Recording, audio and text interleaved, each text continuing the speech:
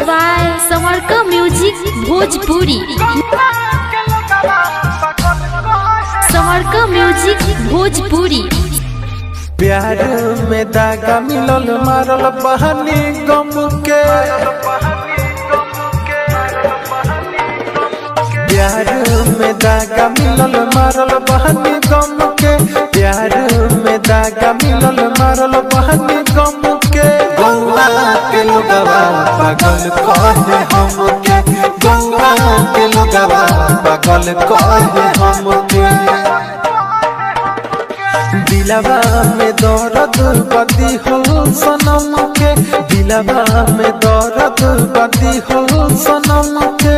गौवा के लोगवा पागल कहे हमके। गौवा के लोगवा पागल कहे हमके। Mix by Samarka music Bhojpuri.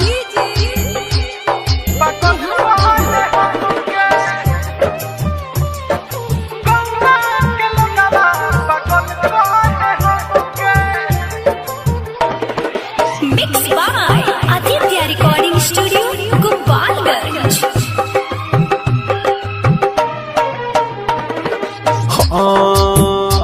न गम कम होता है पियलो से दारू। कहतिया माई बघर के बिगाड़ू। न गम कम होता है पियलो से दारू। कहतिया माई बघर के बिगाड़ू। प्यार के नमवा से लागत डर। दिलवा के दुनिया गइल बहाउजर। अखिया से बरखा होता खूब जम के। अखिया से बरखा होता खूब जम के। गौवा के लोगवा पागल कहे हमके। गौवा के लोगवा पागल कहे हमके।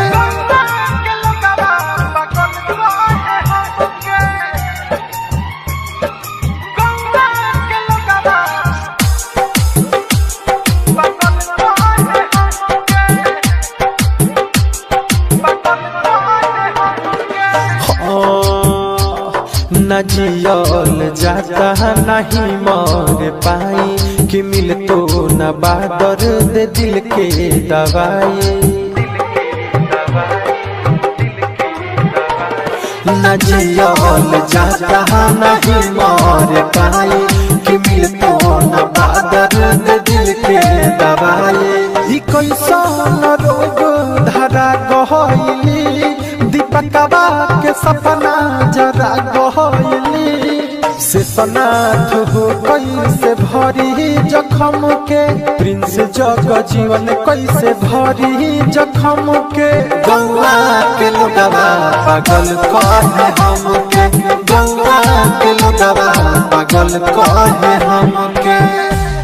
गौवा के लोगवा पागल कहे भोजपुरी। मिक्स बाय सबका म्यूजिक भोजपुरी। मिक्स बाय सबका म्यूजिक भोजपुरी।